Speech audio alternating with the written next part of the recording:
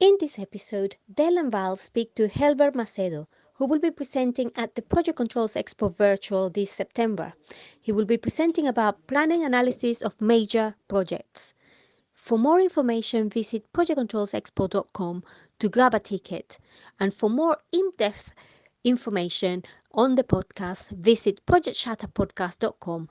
Now, on with the pod. Hi, Helber Macedo. Welcome to the podcast. Now, tell us, what can we expect from your presentation on planning analysis in major projects?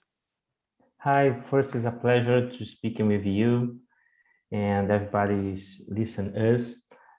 Well, I will talk about major projects, analysis of major projects, and I developed this methodology in many projects in South America, and all of them is related with the oil and gas industry, but it can be applicable for other industries, for example, renewables energy too.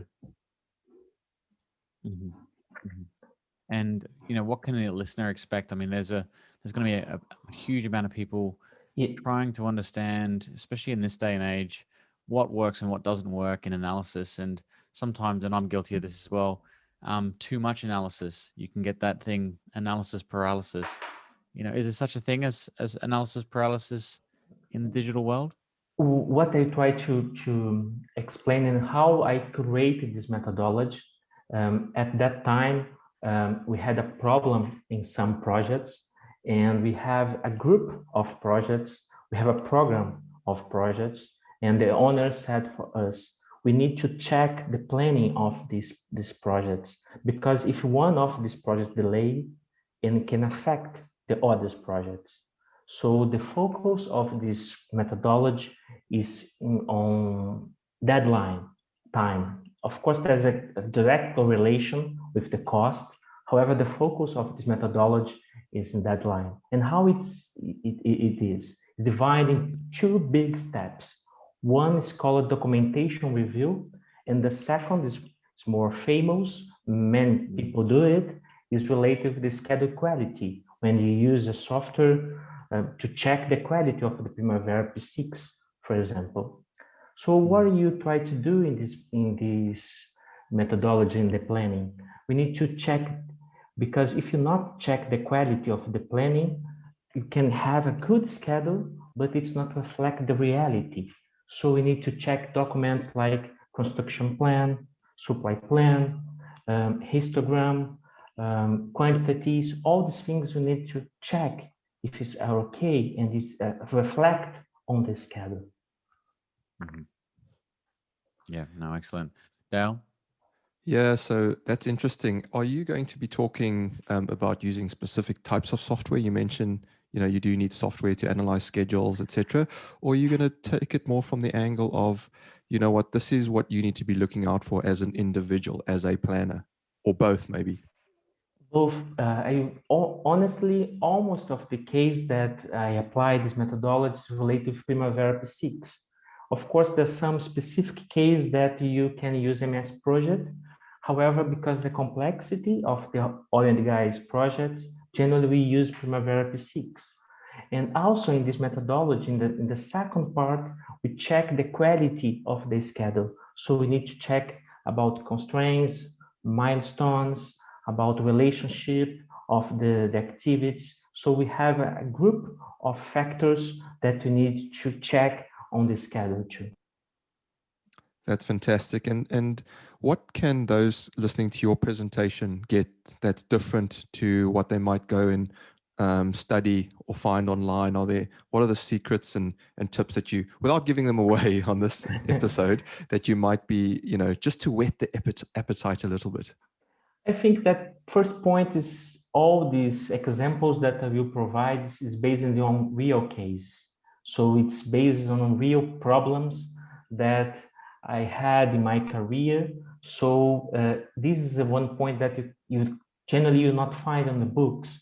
So you can see an examples that happen in the real life. So this is one important point that will happen in the presentation. Oh, I love real life examples, Val. Are they successful examples? Are they ones where things were going wrong and you analyze them and the analysis improved the project? Unfortunately, the most of the case is about problems because, like I mentioned before, what I'm trying to see here is to provide a report. The product of this methodology is a report when you can find the key problems, the major problems, and of course, we provide some simulations too. So it's a very useful material for the contractor team and for the owner team. So I believe that uh, any members of related with the project, work in the project, will be useful to know this methodology. Now that's really interesting. And so you've spent a lot of your experience, your working experience in sustainable energy environmental, is that right? And Also, honestly, I start my career in the nuclear energy when I worked for 1 year. However, I moved for the oil and the gas, and I worked for um, 13, sorry, 13, 14 years. So the majority of my career is in oil and gas. However, okay, now I am doing a master degree in sustainable energy, and because my plan, I am understand how important we look for sustainable projects to create a sustainable world. And of course, in oil and gas, it's possible to improve the efficiency of the projects, efficiency of the process plant. So all these things we need to study, we need to apply to create a better world for everybody. that's amazing. And so your case studies, your real life examples, those will be based on oil and gas predominantly? Yeah, yeah, yeah. Awesome. Awesome. Val, what do you think about all of this? Oh, that's great. I think, we need to share these success stories because a lot of the time we do hear about methodologies, but we don't hear where they work and where they don't work. We do sometimes hear when they work. But I'm reading your profile as well, and it's really interesting. You talk about benchmarking as well, which I think is a really important point, especially with the fact that we're getting more data now, and on these mega projects, there is a lot of information. Are you going to go into the details on how you kind of manage and organize information, especially from a planning perspective? Yeah, I believe that the future will be that analysis. We need to use this a lot. I am saying some case when you're using Power BI, that's a tool that I Yeah. use it too, correlated with the Primavera P6. So then this integration will be very useful, and we need to move for this step. In the presentation, I try to highlight the importance of use benchmarks, but I will not provide some information about that analysis in this presentation. No, gotcha.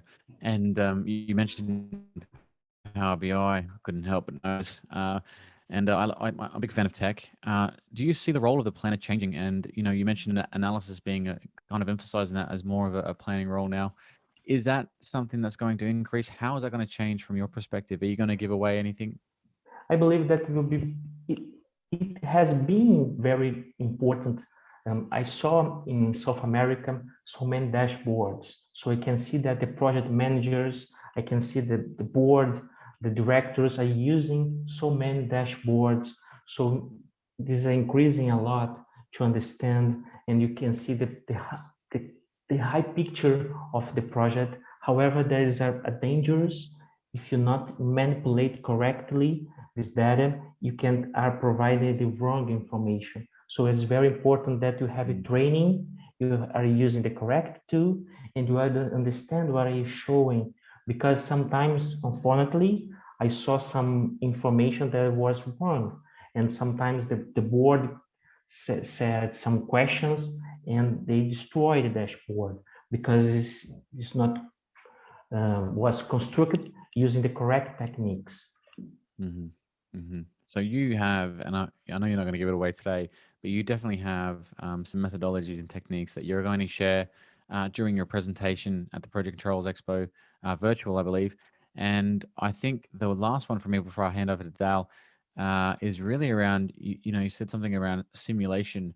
Now, we get a lot of ideas around what if scenarios we plan. And the challenge with some of these what ifs is the time and the effort it takes to turn them around. And we see now with machine learning and other methods and applications that you can increase the frequency of what ifs and simulations. Do you see planners now, or are you talking about how planners might be working in this virtual world, this kind of simulation environment more?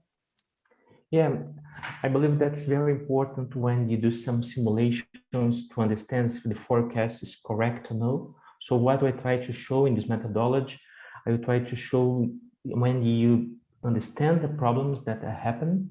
For example, if you have a problem in the startup sequence, because startup sequence is very important, generally you will find the startup sequence on the critical path. And if you have a problem on the startup sequence, probably your deadline is wrong. So I saw some case that they forgot a relationship between two important steps in the startup sequence. And when you do the disconnection, the deadline is so different.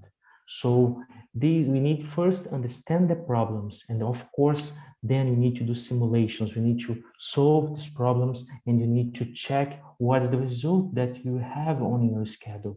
So it's crucial. Simulation, understand, create scenarios is very important too. For example, sometimes it's a good idea you check if you have a problem in this critical equipment, what will happen in my construction. So it's very useful to check if, for example, your critical path is good or no. And in this case, the second point that I would like to highlight is about the importance of experience of your team. Of course, sometimes it's very good you have young professional and old professional, but it's very important that some members of this team understand about the project and can check if what the schedule is showing is correctly, it's what will happen on the construction. Yeah, that's really interesting, Helber. And I agree with you. You know, if you start off incorrectly, it's like a domino effect, right? It's those fine margins, and all of a sudden you end up, you know, years apart where you should be. And then obviously, you know, listening to you there, the experience, all the uncertainty and risk elements come into scheduling as well, which I'm sure you're going to talk about.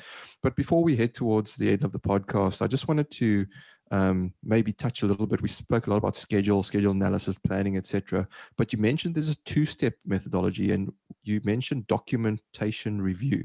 Yeah. Could you perhaps give the listeners a little bit of insight as to which angle you'll be speaking about documentation review? One example is, for example, is supply plan. On supply plan, you can get the data and dates from when the critical equipment will arrive on the site. And you need to check if this information is the same on the schedule. Sometimes, unfortunately, the both documents is not showing the same information. You get that, for example, this pump or this heat exchange will arrive on May, and when you check on the schedule, this information is on January. So you have a gap between this information. So you need to have a verification, a check if both information are the same. This is one point that you check in documentation review. However, there's other information that you need to check.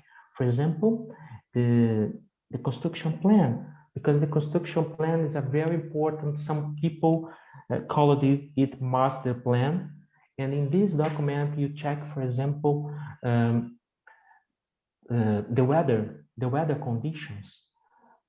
For example, on the construction plan, you can find that in the winter, your productivity will decrease or will increase. And you need to check if the schedule reflecting this information. So all these verifications between the documents that you have in the planning are reflected on the schedule. This is the key point of the documentation review. To finalize about the quantities, generally you have information about the quantities. You need to check if it's the same. And other or additional point about the productivity index. Generally, you have a key information in the planning, how many hours per ton you will use, or how many hours per cable you will use. So you need to check this information, these indicators, if the schedule are the same that the planning are showing. And sometimes I found in my career that that's so different. And when you check this information, it's impossible to execute. So this is one of the key points that you need to check. Yeah, that's really intriguing, Helber. I'm sure those listening are going, "Wow, let's get to Helber's presentation now." But let's just before we end, like I say, touch on your dissertation. You mentioned there briefly you developing a methodology for solar farm in the end of life, which Yeah, aims to increase Wow. asset life between 10 and 15 years. That's amazing. yeah. So could you give us a bit of an insight into that, a bit of a tease? Yeah, of course, no problem. I am writing my dissertation now at Cardiff University, and the focus on the solar farms. And if you can improve the life of the solar farm, of course will be improve the profit, and you can be very good for the environment. So everybody will be happy with it. And how you can do it? First thing, you need to check the quality of the PV panels. If you can replace the quality of the PV panel, replace the PV panel, sorry, that's not working well or the efficiency is so low, you can probably improve the life of the solar farm. The second point that could be very useful in this case is to do an upgrade of the solar farm. For example, if you can install a battery storage, it could be very good because you can save some energy and use this energy at night, for example, when you don't have energy, you don't have sun. So these things are what I try to create. I am creating a tool, and you input some information, some features, and you get a dashboard, and you provide information about how much money you need to spend to execute these activities, how much time, and what will be the new efficiency of the solar farm, and finally, how much years you can operate your solar farm more. Wow. Wow. That sounds really, really exciting. So best of luck with that, Helber. Any Thanks. final thoughts from you want to leave the listeners with before we close off? Yeah, I think that one point that is very important for the projects is about communication. It's very important that the team understand what happened. The message is clear for every member of the team. The second point is about integration.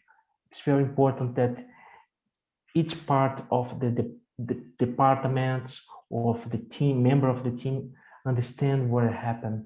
Unfortunately, I saw some case that the message is not clear or there is no integration.